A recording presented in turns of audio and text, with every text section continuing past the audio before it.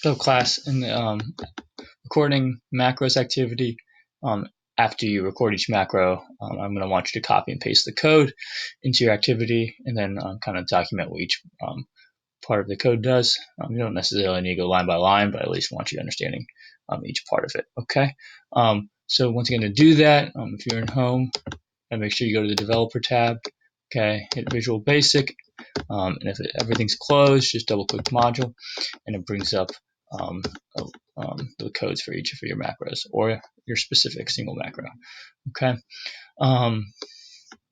Now, you don't need to go into grave detail about like wrap text, add indent equals false, like every single thing, but giving a general idea of like what this group of code does and what this does and what this does, right? Okay. So kind of getting that whole gist is important. Okay.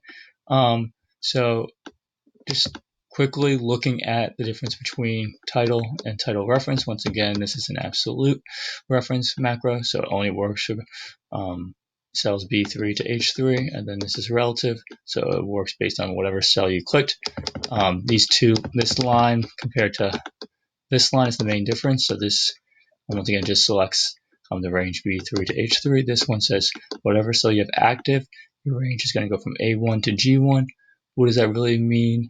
The current row or row 1, column 1 to row 7 or column 7, row 1. Okay, so kind of gives you the range, and this is always relative to whatever cell you have selected. Everything else should be very similar. The order just might be slightly different depending on how you do it.